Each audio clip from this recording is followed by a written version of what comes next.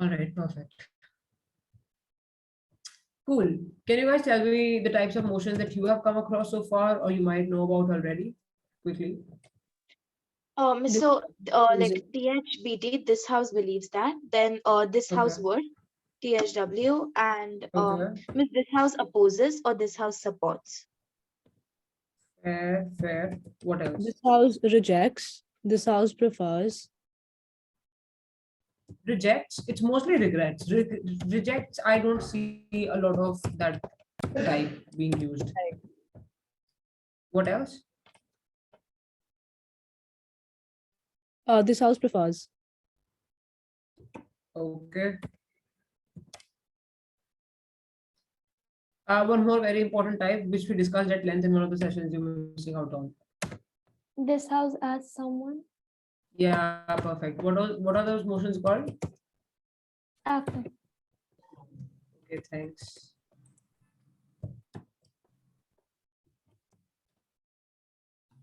Cool. So this is what we have to ourselves at the moment. Uh, Now let's just cover them one by one. As for THBT motions, THBT motions are basically your value judgment debates. Debates. So, and mostly run, I mean, you can run a lot of principles in these types of debates. This is not to say that practical arguments cannot be done in THBT motions, but mostly principles are run. But before I start explaining any of this, I realize I need to tell you what principle and practical arguments are and what they look like. Okay, let's just discuss the types of arguments a person can possibly run.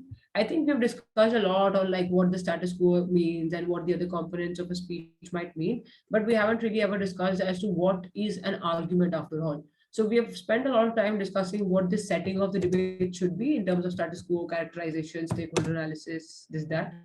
But we're not quite sure of where we are in terms of how to like come up with the constructors that we have to put on the table in order for them to become clashes. So as for the constructives, which are like your legit arguments that you have after framing and everything, they can be of two types. One is a principal argument. Does anybody want to take a random guess at what a principal argument might mean? It's As like more opposed, abstract in nature. Like it's not based on the real world. It's through logic you arrive at a particular conclusion. Like more philosophical. okay, we have some words there, philosophical, abstract, all of which are remotely related to principal argumentation. What else? Like think of, okay, let me just like break it for you. Principles are just basically values, right? Like the value of something, but like So there we is can say that principal argument depend is something like on certain principles that we should support that principle or not. Are people against this principle or not? So it's like yeah, about rights, ideals, and beliefs. okay, Yeah, yeah, that's right. ideals, beliefs. Okay, people have different. Okay, so people, what determines what a belief system is or what a value system is or a moral compass is? What determines that? If my morality says it's wrong to eat beef, or if my morality says it's not right for me to abuse my elders, where do I get it from? From some elders or Yes, the from someone norm. that you believe in. Mostly you get your morals from them. Mostly your parents or Okay. the family members, the elder in your family Miss, members. maybe your environment, if literally all of your environment says that, you can't do this to elders, you can't do this to elders, and they act like that, you would think that maybe it's wrong to do that to elders. Okay, influence groups is what you're saying basically. Peers, families, all influence groups that I have. Peers, family, even the movies, the kind of media I have access to. So it's basically your culture. That's the word I was looking for. Or like culture has religion and other various subsets that you know about. So any argument or beliefs that I'm going to possess in my life is largely rooting from my adherence to a culture or my denial of a culture.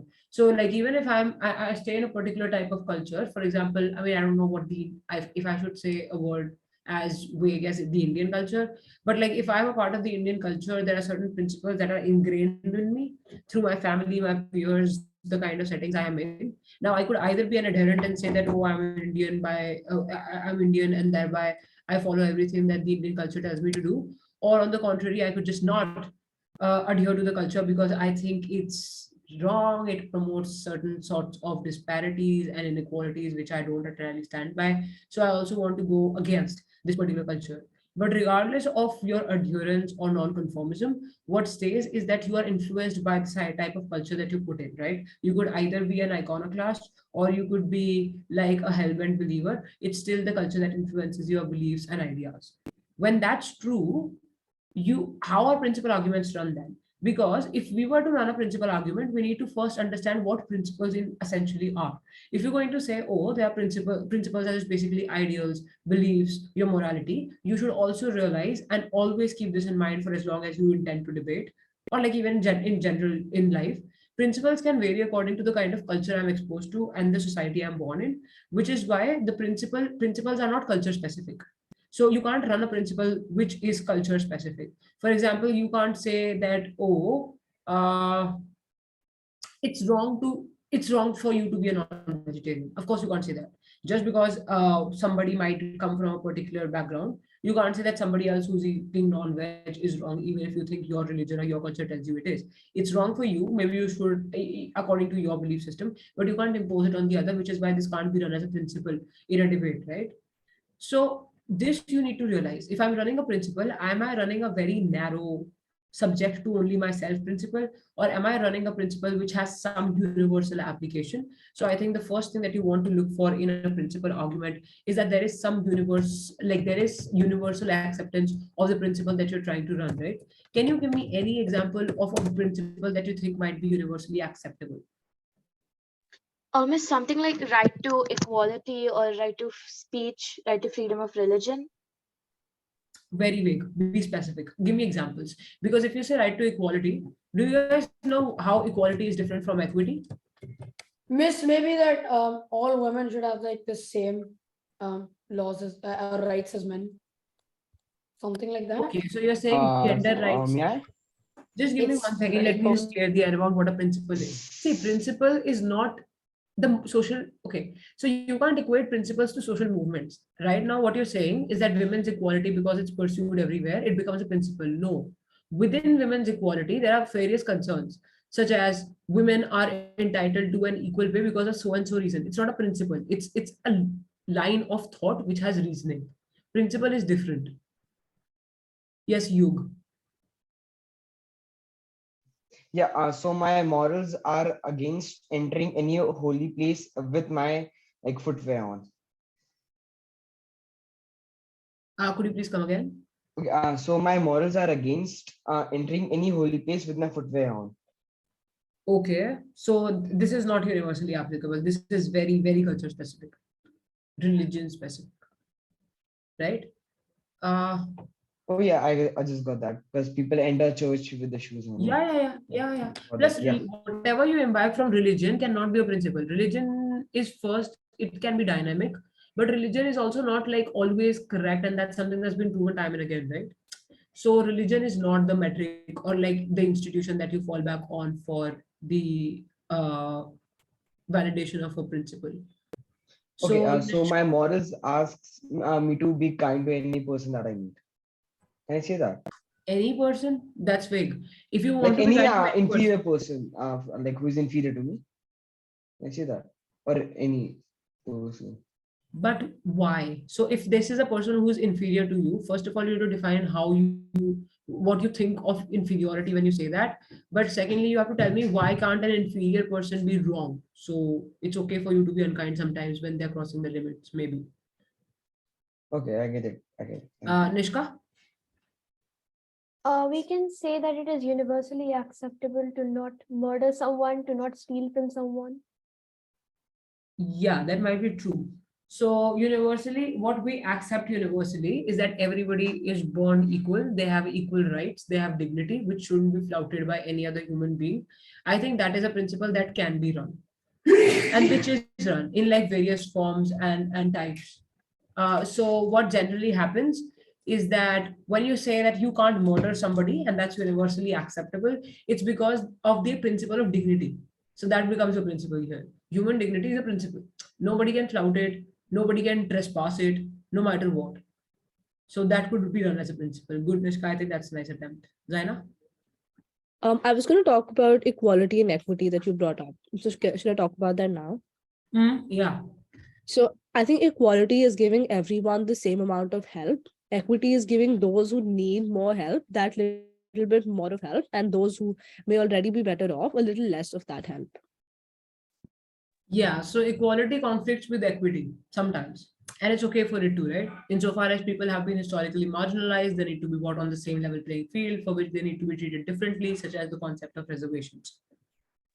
Yes, but according to me, the concept of reservations should stop at a point, because now many of the backward classes have resources to make them available for future competition. Okay, reservation. All right. So let's not take the example of reservation. Let's say the midday meal, even, or like even if not, so sometimes you are given subsidies because you can't afford food. Is that wrong as well? That's equity. I don't No, get yeah, that's subsidies from the equity, that's government. equity, and I So can yeah, support it. equity applies even beyond reservations, even though you think reservation is a debatable topic. Okay, I think we've had enough of a discussion. We've come to certain arguments. I like the one about human dignity. Okay, so now about principal argumentation then. The principal arguments that you're going to run have to be universally applicable. This does not mean that you have to always check for, oh, this country stands by it, this country doesn't, Sweden doesn't stand by it, India does stand by it. That's not what I mean by universal application. What I mean is that it should apply to almost every situation inexclusively, which means that if I'm saying that nobody should breach anybody's trust if they are entrusted with something, that's just something that applies everywhere. Maybe that's why I can run trust as a principle, right? For example, and maybe not equality so much. You can't say, oh, everybody should be equal without explaining why you think everybody should be equal, right? I can say though that if I tell you, like if I trust you with, and if I confide in you, you shouldn't flout that trust no matter what. So this principle will apply on even in conditions where somebody is lying to me and thereby breaching my trust for my own good. For example, maybe I have a chronic disease and my loved ones, say my mother or my father, think that it's okay for me to not know about this disease because I probably will not be able to cope if I know it's so chronic and I'm about to die or some such thing. They are breaching my trust, but for all the good reasons. Yet I can call it a principal breach because I should get to decide how I want to treat myself or the kind of path I want to undertake after knowing the kind of condition I am in, right? It's nobody's right to just take that away from me insofar as my agency gets curtailed if you don't tell me what's actually up with me and my body, right? Which is how you run principles. So trust is something that you can run most of the times in a lot of the situations. Now, of course, principles are also not foolproof, which means that if you throw one principle at a particular the other side will come back with a counter principle, which is okay. You can just counter principles with principles. So how do you run principle debates then? First of all, you set a principle. I tell you that, look, okay, so let me just give you an example of a very recent debate that happened. It was about reparations. Reparation is a principle that's run too often. What is reparation then? Developing countries against developed countries. Developed countries colonized us, because of which we suffered quite a lot, which is why it's okay for developing countries to now ask for reparations. And it's a principal obligation on the developed countries to give us those reparations, given that all of their wealth is built on our exploitation as colonial country, like colonies in the past. Do you guys understand? So in a lot of those motions, those kinds of principles are run where you say that, oh, India should, I mean, it's okay for India to say that we still want to economically develop ourselves, while USA or some other, like even England, should take it upon themselves to actually go ahead and ensure sustainable development in the world, because India needs to develop economically, and it shouldn't be like given the same kind of burden as a developed country because it's polluted less. So India should also have to like take care of the environment less insofar as they have to economically develop, plus it has to be commensurate to the pollution I've created.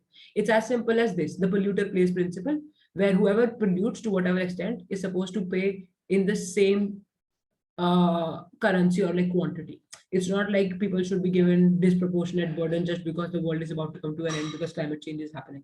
Do you understand? Right? So those are principles. Now there's a principle of reparation, like I told you. A principle could be anything, like principle of social responsibility also sometimes. For example, if you talk about celebrities, if you talk about important people like politicians, you can say that they have an added pressure of being socially responsible, which means that if so recently again there was this motion at SRCC BP tournament where I was debating what was the motion? Yeah, this house rejects, this house will ban all, the politicians from having their personal social media accounts. That was the motion. So now what you had to do in here is that, I mean, the principle we ran because we wanted to ban social media accounts for politicians was that they have social responsibility because of which they cannot proliferate a certain kind of influence by having personal accounts. They can't, I mean, the concept of a personal life also like trickles down, not trickles down, but like injects itself into their professional life, which is why having a social media account is a is a bit tricky for important people, right? Because of the influence that they have. This might not be the best example, but you understand how like the idea of responsibility or social responsibility could be pushed principally, right? So the people who have more influence also have more responsibility because of how much control they have over how other people dictate their lives because they look up to somebody, right? That way, a sports person like Virat Kohli or a politician like the prime minister of a country or people like Rishi Sunak, they have like added responsibility than us compared to like the people of the populace who are not, I mean, nobody really cares about, and like whatever we do, we don't end up influencing a lot of others, which is why this can be a principle. Give me, okay, think of more principles. I'll just get back to how to structure principal arguments, which is important. I have a doc. I can share that with you. Give me 1 second. Meanwhile, think about more principal arguments if you can.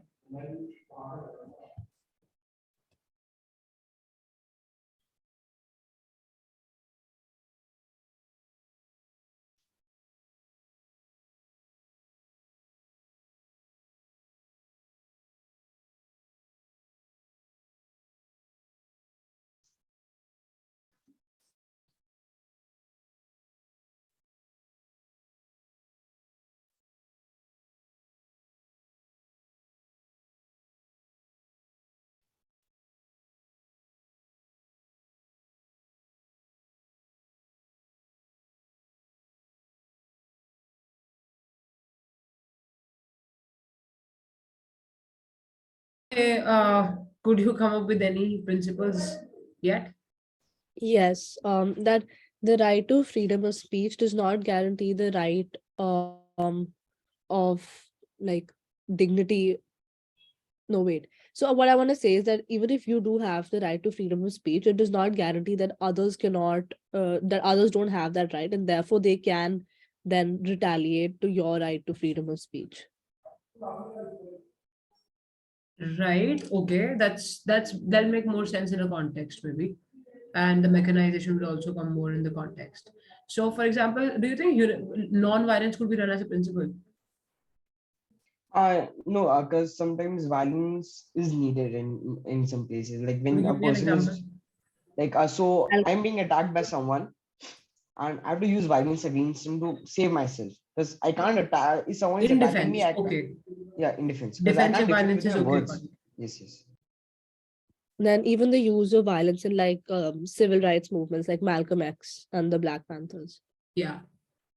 So there's a lot of motions on. I'm just trying to give you a foretaste of what kind of motions come up generally. So there are motions which say that social movements would use violence in order to bring about certain change. For example, the feminist movement would resort to a certain type of violence, such as vigilantism. So, what is vigilantism in general? Where you just give the feminists or like any other minority group the right to guard the people of their own community because the police does not do enough. Okay, so of late again, there's a lot of motion that I ended up debating on. So I have examples. There was this motion which says this house opposes feminist vigilantism. Vigilantism is women being given the right to protect themselves, where they disown the state authority and state security that the people are furnished with in general, and they say that we'll take it upon ourselves because the police doesn't do enough. They're also misogynistic and patriarchal, so on and so forth. In which case, violence could be justified from one side, right? Insofar as you're allowing vigilantism to happen, right, in defense or whatever. So those kinds of motions come up wherein you don't want to run violence as non-violence as a principle as such without explaining things. But like whatever principle you choose to run, keep in mind a couple of things, right?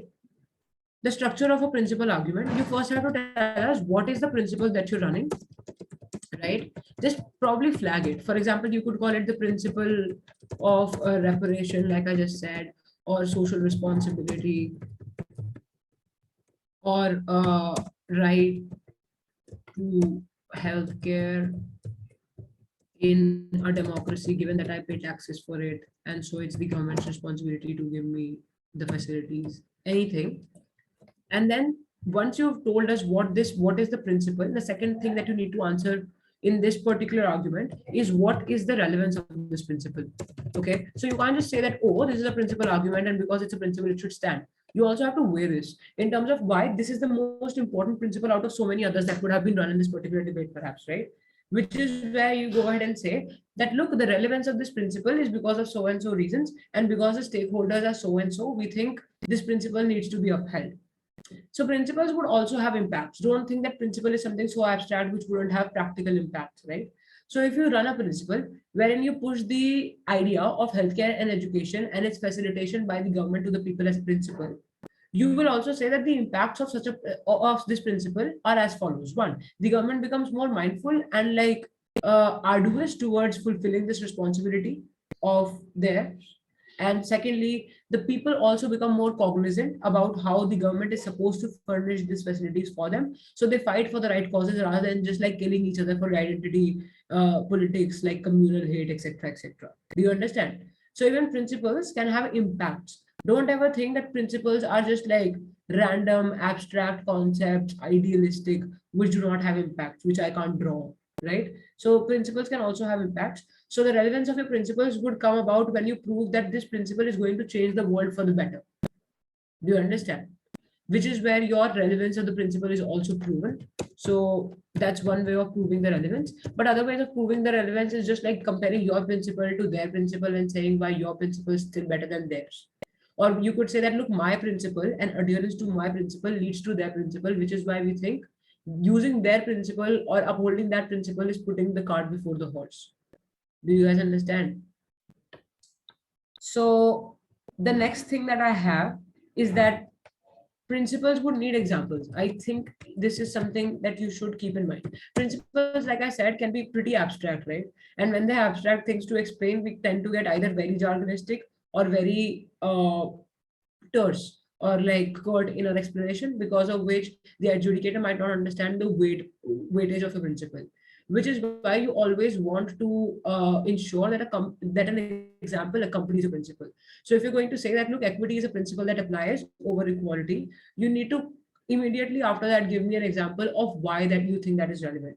So you can give the example of how various minority communities suffer, because of which equity becomes a requirement. If that doesn't happen, there's disproportionate growth in the society and thereby equity over equality.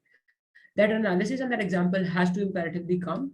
So if the structure of an argument is this: assertion, analysis, followed by example. I don't know if I've told you this before. Any argument is run like this, right? Like you would go ahead and give us an assertion. Assertion is just basically me putting forth an opinion without really giving you an answer to why I think that's the most legitimate opinion, or why you should stick to it, or why you should switch sides and come to mine. So that's assertion. And because assertions aren't enough for people to buy into my case, I need to also back them with corroborate, like substantiation, which is what I mean when I say analysis. So analysis will include a couple of things, such as what is it that I'm pushing, right? So you clearly explain through examples or whatever what it is that you're trying to push on your side of the house. And then secondly, why do you think it's relevant to the debate? Why do you think it will add to you winning the debate? And third, how do you think this will change the world for a better place? Do you guys understand? That's like the part of your analysis, which you can't miss out on. What is it? Why is it in my speech? How is it making the world better and thereby taking over the other side, other side's proposal or opposition to my argument? And then example, of course, like I've said, please don't bank a lot on statistics. I don't know why people do that. Like PDs specifically are not about statistical data, because that is supposed to be like procured by you only when you have access to the internet. And the BP tournaments or like parliamentary debates in general do not permit that. So I don't understand. I mean, I don't think statistical data stands as such, or even factual data stands. PDs are more about analysis and examples, also can be hypothetical. So if you know that people in India are mostly of a certain type, you can say that person A represents most of the people living in rural India or urban India or whichever part of India you're talking about, and the judges will understand insofar as you're giving them the reasoning for why you're characterizing a person from India as you're characterizing it. Do you understand? So by examples, I don't just mean that, oh, you need to know the names of every. So if, for example, so there are various themes that you find in a particular tournament, right? So some more often than not, you're also given your motions according to the themes that the tournament sets for itself, which I'm going to show you just in some time. I do have the motion slides from a recent tournament so that you have a lot of clarity on that. But you want to keep in mind this assertion analysis example. This is the method that you can use, and in giving a constructive and like ensuring it's a comprehensive one. And principles I've already explained. I think this much should do for now. What is the relevance of your principle? What is the principle? Why does this principle take it over like the other people's principle that they might be running? Take it over the others. Okay.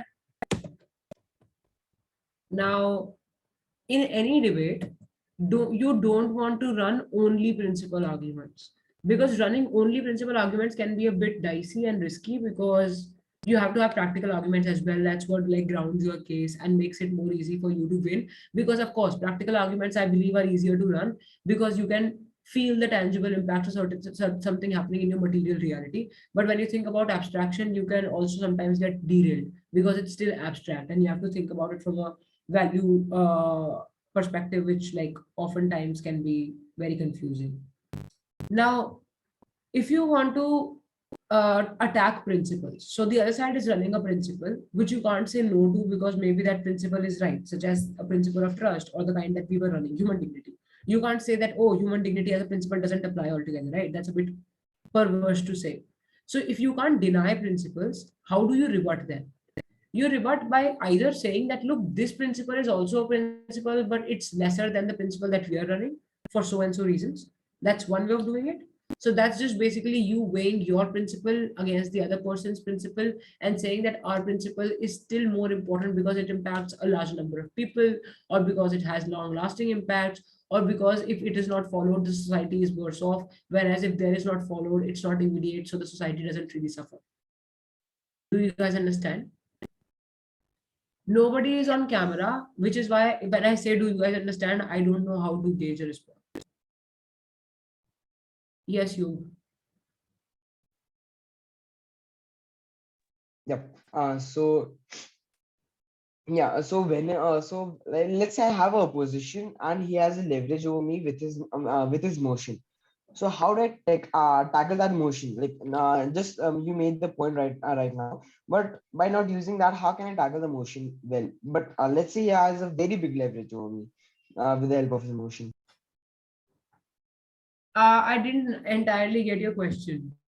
Okay, Rephrase. so yeah, let me rephrase it. So a person, he is my opposition and he has got a leverage over me with his motion. Because let's say the motion is a very good principle and he's in the favor of it, and I'm the opposition.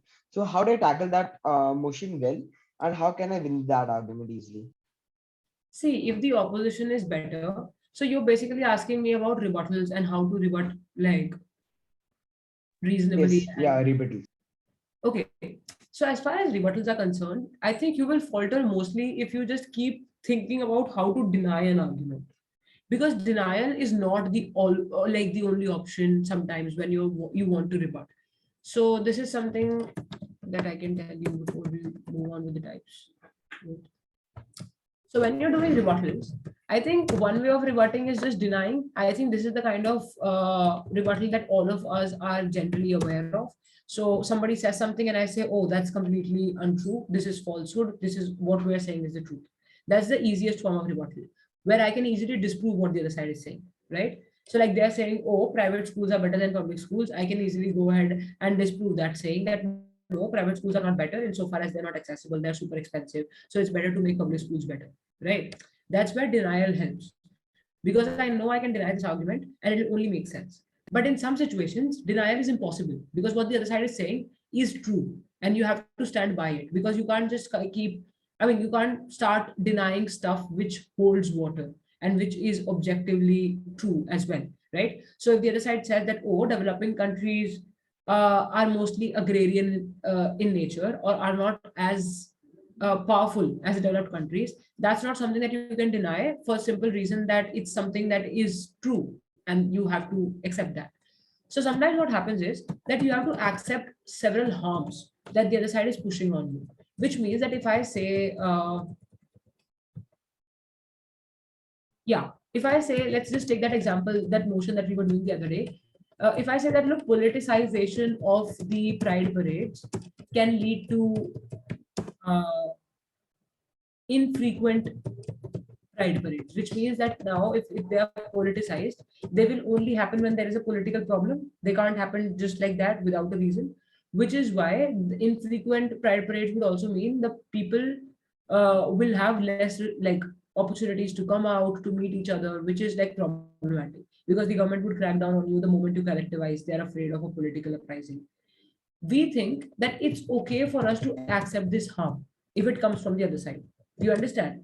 If I am for the for you, if I am using pride parades for celebration, but the other side says that no, sorry, if I am using pride parades for politicization and the other side says that pride parades should be used only for celebration, but I end up saying that look, politicization is still better for so and so reasons, the other side will say that look, no, there are some harms of politicization of pride parades, such as infrequent pride parades will happen because of which people will lose touch and the movement will become weak. I can't say that this won't happen because I know that this is likely to happen. Do you understand? Just because I want politicization to happen, I can't say that there is no harm to politicization. That's impossible. So your responsibility as a debater is not to envision and furnish the best world. It's only to provide a world which is better than your other sides. Always keep that in mind. Which means it's okay for you to have some harms on your side of the house as well. They should just be lesser than the harms on the other side, or your benefits on your side should outdo the harms on your side. Two things. Okay. So as long as you're able to prove that, okay, panel, we accept what the other side is saying, but we also need you to acknowledge that infrequent pride parades are better than like celebratory pride parades, which simply don't have any political agenda at all because of so and so reason, perhaps because there will never be meaningful legislation that will pass for these people, that this movement will get weaker inexclusively, because even if you're having frequent pride parades but you're not using them to engage with the political parties, then how is it better than having infrequent ones, right? Those kinds of arguments. Yes, What? okay, I get it now. Yeah. So No, just to no. make our point seem a little better than theirs, and how is my point better than theirs? How can it show off a better value than theirs?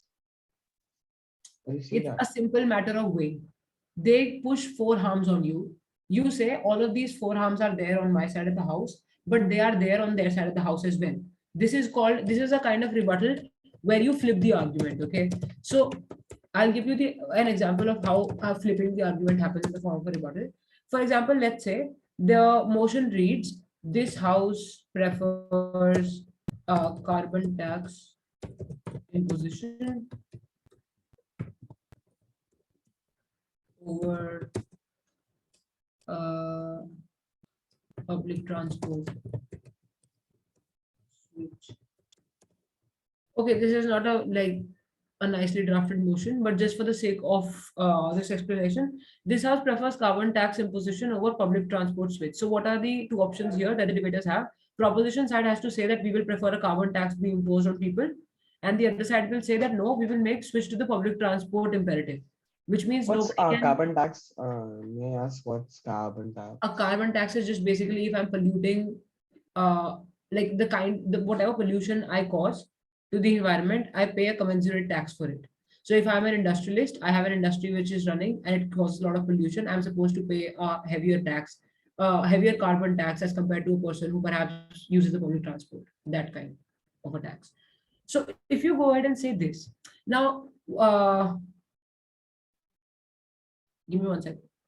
Yeah. So in the carbon tax argument, what can happen is that the government side would go ahead and say that, look, we would like a carbon tax imposition because uh, let's talk about the opposition side. The opposition side will say that public transport should be used because if you impose a carbon tax on people, it would lead to inequality. Do you understand? Which is to say that if you are using like imposing carbon tax on people, but they don't know how to switch from fossil fuels to electronic vehicles because they're expensive, then how is it the poor person's fault that they can't possibly go ahead and use electronic vehicles? Point in time they don't exist. Likewise, you can't pay a carbon tax when you're poor, right? So even if I'm polluting the environment, I still don't have the wherewithal to pay carbon tax, which is why this is discriminatory. So we want people to switch to public transport rather. What can the opposition say to that? The opposition will say, the government will say that carbon tax imposition is still better because switching to public transport also means financial inequalities, leading to more issues with the people. How does that happen? Can you think of an example how you can flip this argument and give the like throw the harm back on the other side? I know this is a bit complicated, but like, so carbon tax, the opposition is saying here that we would choose public transport to be made imperative over carbon tax because carbon tax means financial people who are financially not well off will not be able to pay, and this will lead to inequalities. How will you bring this same argument on your side and say that this is a harm that also occurs on their side, as in flip the harm? Can you think of it? Can you give me a minute? Yeah, like everybody. This is I'm not just talking to you. I'm talking to everybody here. So you just have to prove that making a switch to public transport will also include financial insecurity. It's not like it Okay, only exists. yes, so yes, I got my point. So if people start applying for start switching to public transport, the public transport system should get big. So more number of buses, and so big the buses are big. So more number of traffic jams on the roads, and in the end, the carbon footprint may increase. Definitely may increase. Yeah. So I can flip over the argument by stating these 3 points. Yeah, okay, that's a relevant argument to push. Where you just go ahead and say that, look, if you're suddenly going to make public transport the compulsory form of Yes, and it's very hard to commuting, switch to public right? transport. And it'll take a No, lot of time okay. to that. So so there are certain debates that you can't. Okay, this I'm going to explain later. Don't talk about it being hard or not. I mean, don't talk about feasibility yet. That's something else which I'm yet to discuss. But the pushing this argument, saying that look, public transport usage, and if you're going to make it compulsory, then there's going to be a lot of pressure on the public transport infrastructure that we have at the moment. Which means you'll have to construct more public transport in order to accommodate everyone. Which means more environmental pollution, which is why the sustainability that you want on your side of the house is actually going away from your side of the house because of how you're switching to public transport. Because construction is environmentally destructive, right? Because of how, I mean, you know why construction can be environmentally destructive. And then if you want to, I mean, this motion is about solving environmental damage, whereas the government side the opposition only incurs more environmental damage when they go, the government, I'm sorry, the opposition only incurs the more environmental damage when they go ahead and say that, oh, we should make a switch to public transport, right? So this is how you can flip the argument. But another way of flipping the argument is just by saying that, look, public transport usage would also increase, and the government can't suddenly make more metros and like more metro stations, etc., etc., which is why only the most privileged people will be able to secure seats, and the prices of these like tickets, etc., will go up, right? When the demand rises and the Yes. availability is less, does that lead to? It leads Yeah, to a price that hike. the basis demand and supply concept. Yeah. Yeah, demand and supply concept. So it leads to a price hike, which means financial insecurity is there on your side of the house as well. I just flipped the argument. I didn't Okay, deny thank the you. argument. Yeah. I just said that it also happens on your side of the house. So stop like raising fingers on mine. So that's one way of doing it. This is called flipping the argument. The other thing is concessions, right? And mitigation. So what is concession and mitigation? This is another way of rebutting. So what you do in here is that I accept a certain harm on my side because they say that it will occur. I say, okay, this harm will occur on my side of the house because opposition says it will. But look, we have ways of mitigating it. We have ways of lessening the ill impact of that harm. And then you give those ways, right? This can easily happen. So if you're saying there's going to be more pollution because of public transport, I can do something alternatively to ensure that doesn't happen or some such thing. I mean, concession is just basically accepting the harm and saying that it will still be less on our side as compared to theirs, right? So that's concession and mitigation. I think this we can also do through an example. Let's just stick to the types of motion before we are absolutely out of time. Yeah. So now principles I've already explained to you. In a THBT motion, it's mostly principles that are run. These are value judgment debates. You judge the value of something, as in, is it good for us to do it or is it bad for us to do it? And that's what THBT motions are about. This house believes that something should happen, and this something happening will be judged mostly on the basis of what its value to the society is, right? So THBT motions can be a lot about your principles, but also practical arguments. Practical arguments I don't have to explain to you, is just basically any argument that you choose to run which has practical implications. For example, giving women being given reservations in the parliament, thereby leading to better representation, thereby leading to better legislations for women, thereby leading to a more egalitarian world. That's like just practical argument, right? When I say something, you do something, there is an practical effect of it. So cause effect relation. Okay. Now, when you go ahead and talk about THBT motion, another thing that I told you to hold back you was about feasibility. Now, understand feasibility, guys. It's extremely important. There is a certain kind of argument that you can't run in certain types of motions, and which this is where feasibility is important for you to understand. Feasibility is just basically me saying that if you want to do something, it's not even possible in the first place. So stop talking about it. For example, this house will impose carbon tax on everyone in developing countries, and you might just want to go ahead and say that, oh, you can't impose carbon tax in the first place. There's so many people in the country. You question the feasibility of something happening, right? So if I say that this house as the Pakistan Cricket Board wouldn't come to India for like the World Cup 2023, you might just want to go ahead and say that, oh, this is not even possible because Pakistan Cricket Board requires that traction that World Cup brings. This is questioning feasibility. This is questioning the possibility of something happening in the first place. And feasibility is not questioned in THBT motions. Okay. It's mostly questioned in THW motions. And this is also the most important type of motion that I'm going to talk to you about, because model is where like model becomes relevant to the discussion now. THW motions have models. No other type of motion requires for you to have a model. So feasibility cannot be run in THBT motions, okay? Which is why your argument about how you can't have everybody switch to public transport is not valid. Okay, so I cannot question the feasibility in DHBD motions. Yeah, in THBT motions, you presume feasibility. Okay? Yes. It's always presumed. So in a THBT motion, the best way of doing things is that you go ahead and tell yourself, always prefix the motion with presuming feasibility. That will always help you. Even if the motion doesn't itself say, you just affix that to your motion. Presuming feasibility, this house believes that this should happen. So if it could happen, would you let that happen? That's the debate. Well, that's what the debate is about. It's not about if it can happen at all. The debate which does talk a lot about feasibility and can run feasibility arguments though is THW debates, which is this house will debates. Here is where this house is doing something and would do something, which is why you need to give me a model of how you're going to do it. This is the policy motion that a lot of you were talking about. This is where I have to compulsorily give a model about how something is going to happen. Okay. So let me just give you an example of a THW motion. Let me dig one out.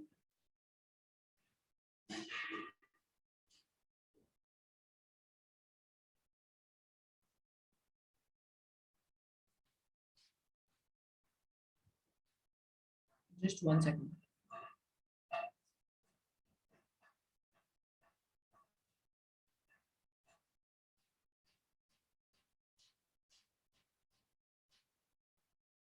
Okay. This house will allow all prisoners to vote. I just saw this as a motion at a place. This house will allow all prisoners to vote. If that's the motion, it's different from a motion which reads just a little bit differently. This house believes that all prisoners should be allowed to vote. This motion, this house will allow all prisoners to vote, is very different from this house believes that all prisoners should be allowed to vote. Although the only difference is between THW and THBT, the rest of the motion remains the same. And that is because THBT motion presumes feasibility one, I've already told you. Secondly, I don't have to give you a model in this. I can only assess the value of prisoners being allowed to vote, which is where I will question the morality of allowing prisoners to vote, right? Those kinds of things, the principles behind allowing. Yeah, so a good argument can be that the prisoners are not in the good set of mind to make the right or wrong decision. Then how can they vote to? Then how can they vote the right decision? Yeah, If they but are it's not. not as simple as that because an easy characterization of prisoners is also a lot of prisoners who haven't really committed huge crimes. It's just that they were framed Yes, yes, like because they of were course. minority. This will be kept in mind when I'll make my argument right now. Huh. But I haven't like kept that in Yeah. mind. So Yeah, I'm let's making not it. discuss arguments right now. Let's just compare. Okay. I'm just trying to give you the nuance of the types of motion and the burden it puts Okay. on you. So the motion THBT, the burden THBT motion would put on you is different from a THW motion burden, right? THW would have you give a model. So if you want to allow all prisoners to vote in a THW motion, you have to tell me how it's going to happen. So the how of it is the model. How will prisoners vote? And what? How does a model work then? I will say prisoners will be given, I don't know, ballots, and they can, I mean, there'd be a day that will be fixed or some such thing. You can specify to the extent that you want. Okay. So if you want to say that prisoners should be allowed to vote, you have to also tell us how that's going to look, what that's going to look like within the jail system or like within the system that they are in, right? In the jail, right? And how it's going to operate. For example, you can say that who will overlook, who will ensure that the prison doesn't become extremely political and thereby leading to more crime, given that prison in of itself is a very volatile place. So here the opposition can question the feasibility of your model. They can say that panel, it's not possible for prisoners to be allowed to vote in a peaceful setting because this will only lead to more and more politics and more hostility in the prison environment. At a point in time where there is already so much hostility within the prisoners because they have committed a certain type of crime and there are all kinds of people in the prison, you don't want to accentuate it by also bringing about a certain political camp formation that happens through prison. So that is me questioning the feasibility of that happening in the first place, and that is permissible in a THW motion.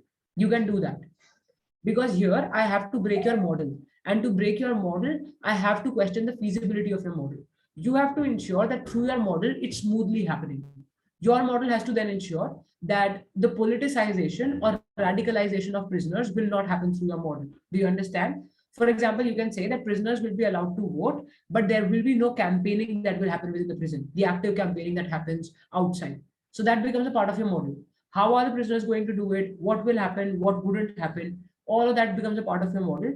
And you have to ensure that your model is by and large like foolproof. It shouldn't have massive loopholes, such as you saying that, oh, prisoners will vote just like people outside vote. That's a very stupid model to give because people outside are sensible, they have responsibilities, they're not Just got behind it the out. bars. Just give me 1 second.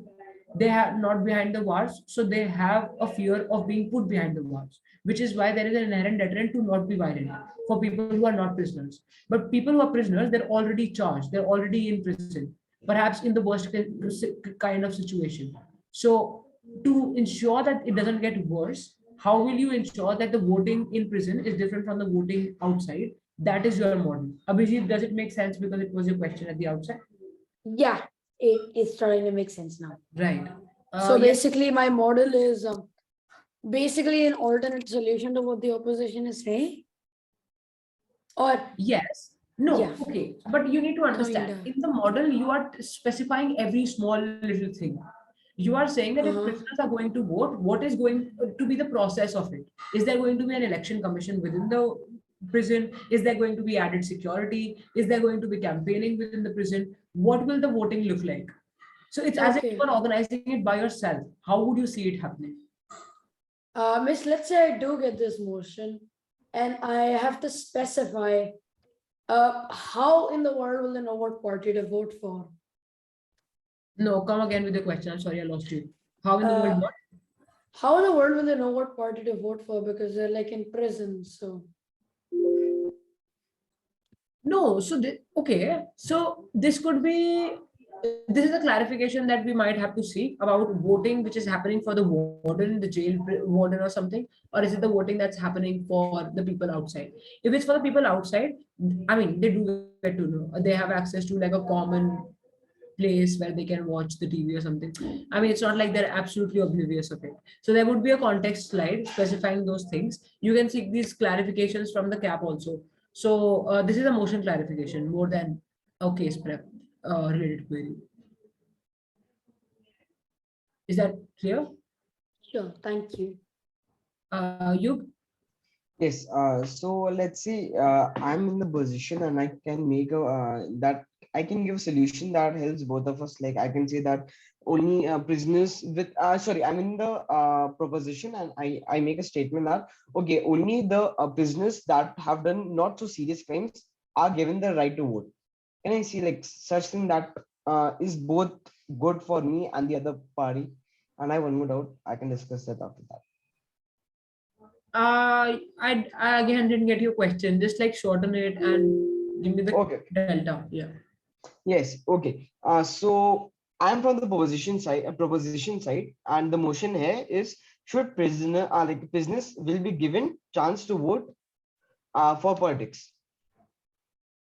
parties to vote for the political parties, right? Yeah. So I'm from the proposition, and I may give a solution that only the prisoners who haven't done such a heinous crime can be given the right to vote.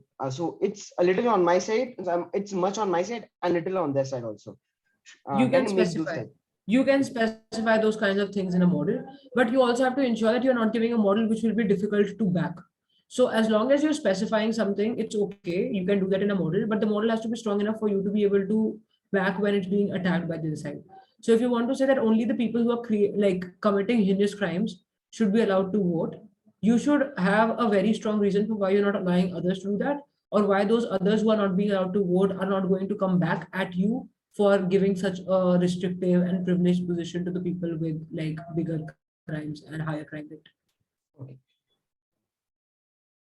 Okay. Uh, with that this was about this house wills motion. This is what you're supposed to do, basically mostly model. Don't skip model, okay? Because adjudicators are waiting for a model if you are being given THW motion. So as government, definitely give a model and mechanize how something is going to happen, if it's going to happen at all, right? So about this house opposes and this house supports them. These are very easy concepts. These are just What do like, you mean a model? Can I just ask that? I just explained what a model is, like how it's supposed to mechanize everything, how it's going to Okay. be feasibility. Yes. Yes, I get that. Yeah, yeah. Thank you. Yeah, this house opposes, this house supports. So in this house supports, of course, the supports and opposes is just basically harms versus benefits weighing. So if you support something, you have to prove that the benefits outweigh the harms. And if you oppose something, you have to ensure that the harms outweigh the benefits, right? Or that harms are mitigated on your side of the house, even if they occur to some extent. Okay? And that the benefits can be exponentially grown from where they are at the moment. Does that make sense? These kinds of debates are simple. There is no exclusive burden which is put on you. So it's okay for you to know that this is the harms versus benefit analysis sort of debates. Now, so weighing has to be accordingly done, right? And here is where best worst case become very important. In this house supports and opposes, please be mindful of best worst cases. Don't just run your arguments on best cases. I think a lot of you who had submitted your Google Docs case lines did run your arguments on best case. And now I remember giving you that feedback, right? Also somebody else as well, I think Sanvi as well. Do not also think about your worst case. So talk about your best case, that's likely, but it's very, I mean, because it's the best case and best things don't happen in the world, it's less likely. So also think about what is more likely to happen, also the worst case. So that's there. Okay, now on to this house regrets. I think this is also like an interesting type which you might want to know about. So in a this house regrets motion, you when you regret something, you give them the regret metrics for why you're regretting it. Okay, it's as simple as that, right? If I regret something, why do I regret it? It's just basically me giving certain metrics. What should that metric involve? One, that metric should ensure there is a magnitude of harm that comes out of the thing that you're regretting, and that there is a certain unavoidable or unmitigated or something that cannot be mitigated, that kind of a harm that comes out of it. For example, if I regret something, for example, public smoking, I can't regret public smoking if it only harms one person who is smoking by themselves. Do you understand? Because that way, everything has its harms and benefits, right? You can't regret everything. So you have to say that we regret the existence of something, and that regretting happens only when you are able to prove that we regret it because it has not just one harm but multiple harms. But more importantly, these harms cannot be curbed by some other alternative other than like regret, because of which we think we should take this debate. This also applies to this house will ban motions. So when you want to ban something, you can't say that we will ban this because there is one or two harms to it. Because harms are there to every single thing that exists, right? Even the body that we have is prone to falling in. This doesn't mean that you will just stop existing and ban existence, right? So harms will always exist. In order for you to ban something, when you have to promote the ban of something, you have to ensure that the harm is just exponentially huge. And secondly, this harm cannot be mitigated. So that the other side doesn't come and say that, oh, you don't have to ban public smoking. You can just make it better by doing so and so things. So ban is a very ultimate sort of a thing that you end up doing, which is why you need to give very solid, concrete reasoning for why anything else, any other alternative, which is lesser than banning, will not be suitable and thereby shall not work. Do you guys understand? Uh, okay. I just hated that nobody's on camera, although this is like the second last session that you're having. So this is all of, yeah. Yes, ma'am, it's clear. Yeah, okay. So that's pretty much it about like bans motions. About coming back to regrets then. So when you regret something, you have to give us the reasons for why you regret it. But on a second layer of analysis, you also have to give me an alternative as the proposition side. If I regret something, for example, this house regrets the rise of OTT platforms. If I regret the rise of OTT platforms, it's okay for me to regret it, and it's okay for me to give people the analysis for why I regret OTT platforms, 1, 2, 3 reason. But I also have to go ahead and say what my alternative to OTT is, because anything that you're going to regret in a motion will also have a couple of good things about it, right? That's why the other side ends up not regretting it. So you have to ensure that those benefits are preserved on your side by an alternative, which will replace the thing that you regret. So what I'm basically trying to say here is that if this house regrets X being a variable, if you regret X, you also have to give an alternative Y which will replace X. Does that make sense? You can't just regret something and leave it there. Just 1 second. You can't just regret something and leave it there. You have to give an alternative. This is called a counterfactual, just in case people choose to use that fancy word and you think you're at a loss. It's just a this is just a fancy word for an alternative, counterfactual. That's what it called, what debaters like to call it. Your counterfactual is just basically what would the world alternatively look like in your paradigm where you're regretting something and don't have it in the world. Okay, that's about regretting.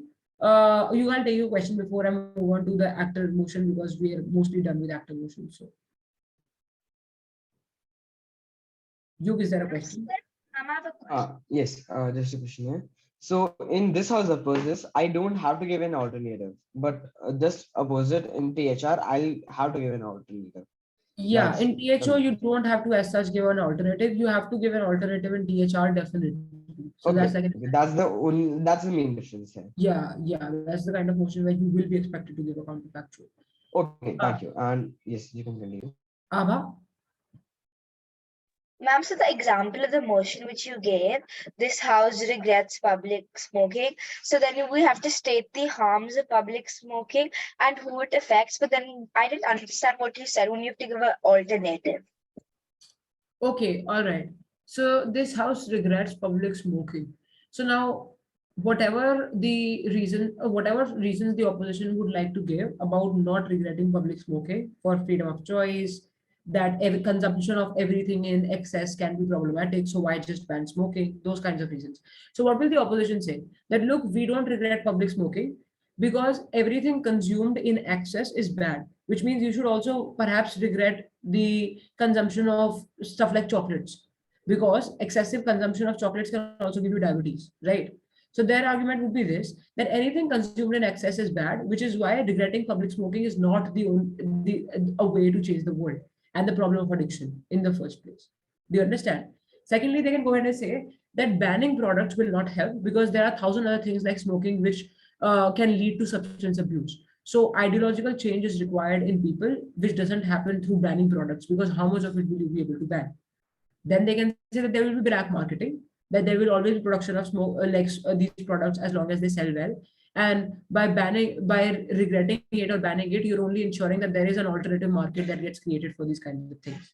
If they push these kinds of arguments, you have to alternatively say that public smoking should probably be replaced with smoking being allowed only in like uh, private contours of your house, etc. Those kinds of alternatives, where it doesn't have to be public smoking. Public smoking is just like me smoking in the company of a lot of other people, right? Which is wrong, because then the other people also become passive recipients of that smoke, which is also ethically incorrect, because I don't have the right to harm somebody else for my own pleasure.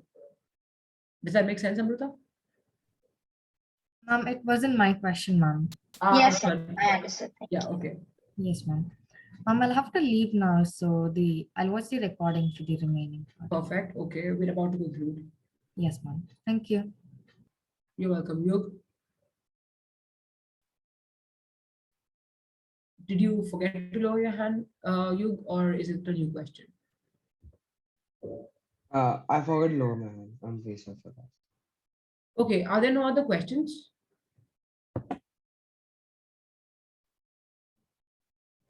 All right, if there are no other questions, I'm just quickly going to give you a motion. It'll be a THW motion. I need all of you to just please, okay, let me just show you that.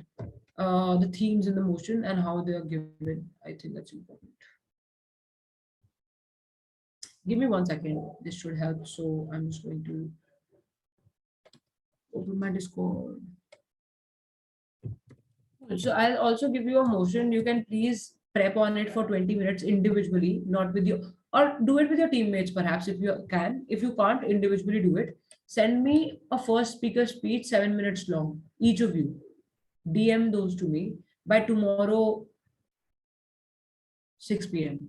Okay, I'll just share a motion with you after showing you the motion slides from a toolkit. Is there any other question that I might be able to help you with? Because this is the second last session we're having before the tournament. The next session, I think we can all just have another debate perhaps.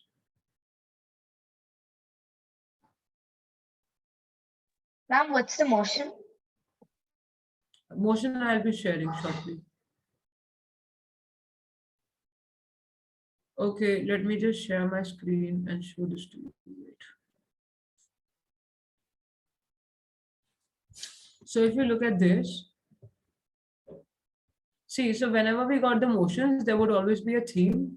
So each round is played according to the theme, right? So there's philosophy, tech and philosophy here, and there's an info and there's a motion.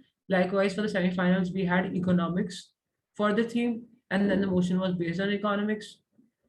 And here the theme was pride, exactly the motion that we discussed the other day. Here, education. So you can also note down the themes just in case you want. This makes you more comfortable with and familiarized with the motion that you might get. Ma'am, this is the motion, round 4. Sorry, what? Yeah, these are the themes. So every round runs according to a certain theme, actually. In every round, so if you have 5 in rounds, they will be based on different themes mostly. And the motion will be based on those themes. For example, it's sports, says sports here, and look at the motion. This house is Pakistan Cricket Board would send the Pakistan cricket team. So it's on sports. And then see, feminism, and the motion reads, this house supports the depiction of women who try to have it all as brave. We've done this before, I guess. And look at this. Individual choice is the theme here. And then this. I think we've debated on this motion as well. So this is how you're given the motion. So it's based on themes. So you can explore themes. Also, there is this really nice site called hellomotions.com. I'll show you that.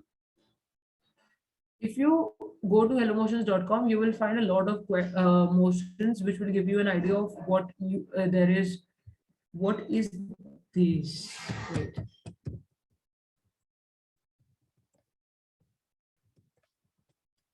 So if you go to this site and if you want to prep with your partner in these 2 days, 3 days that you have left, just please go to this and look at how many motions that you can find here.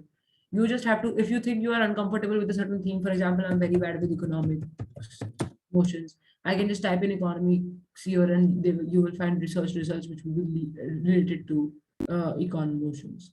Likewise, if I think international relations is my weak point, I can just type in international relations here and I will have motions on international relations. Okay, so that's pretty much it. I will just give you a motion to prep on as an assignment. Wait. So I'm giving you a model motion so that you can practice giving models.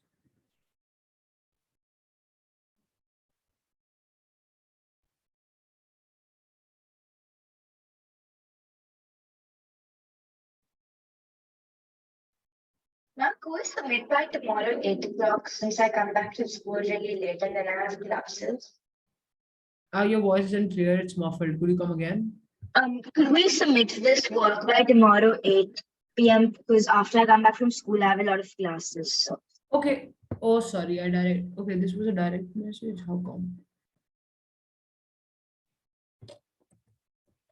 Okay, the difference between THO and THRU is that in this house opposes, like I said, it's a harm versus benefits debate. Yes, It's- now I get it. Yeah, you have already answered my question.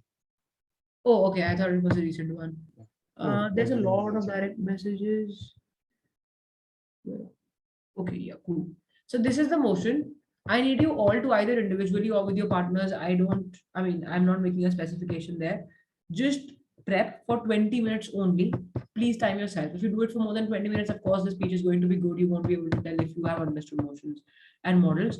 Within 20 minutes, whatever you're able to come up with, just record a 5-minute long speech and send it to me We tomorrow. don't have to do this with a partner. an audio or type in? Both of you are speaking together. Okay, let us speak first. Thank you. Record as an audio or type in? An audio should do. Okay. Are there any other questions? Because Yeah, so we don't have to do this with our partners, right? you can or cannot, like I said, if they are available, well and good. If they are not, do it individually. Okay, thank you very much. And whoever chooses to send the speech is your discretion. If you're doing it as a team and only one of you will be going as first speaker, then let that person deliver the speech. Also, I hope you guys are clear on who you're sending as the first speaker, second speaker, member, whip.